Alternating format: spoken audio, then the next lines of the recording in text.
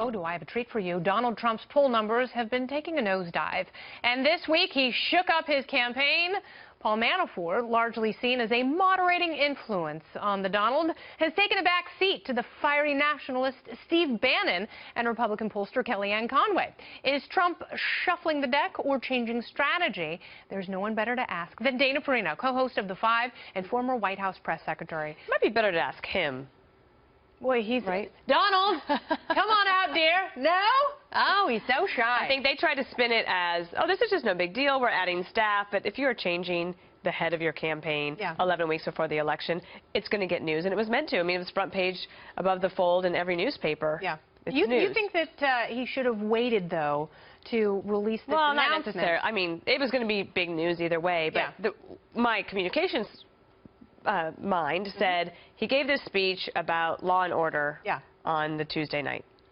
I didn't think it was the best speech I ever saw, but it was fine. It was decent. And Rudy Giuliani said it was the best speech any Republican had ever given, including Abraham Lincoln. Yeah, I mean, was going to say, that's really... So, they're saying a huge speech. But before that speech could even make it into the newspapers in the morning, the campaign announcement had been made. Yeah. So it just superseded it, right? It stepped on top of it. What does it say about the state of the campaign? I mean, is there anything in this that is good news for the Trump organization? Well, possibly. You know, a reboot at this point might not be that bad. Yeah. They have a lot of things going for them. Yeah.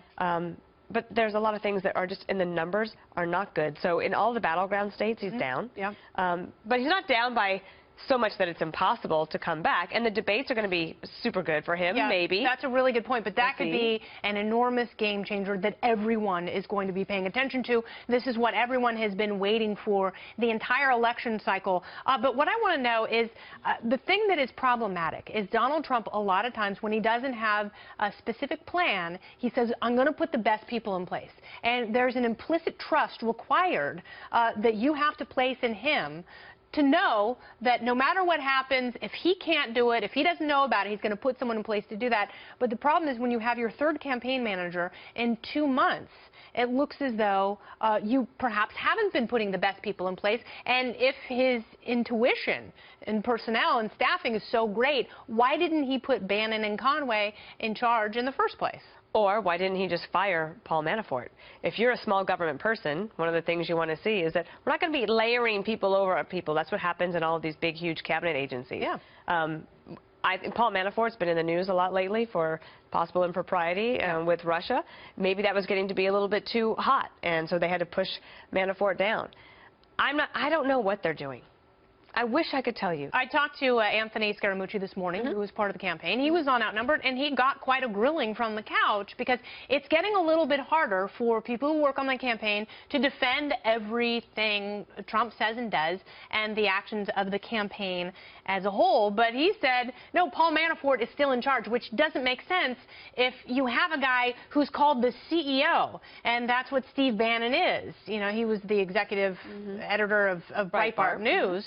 So what is going on here? Who's in charge? I think that we won't know until we see some action over the next 2 weeks. Do you think it could be drastic?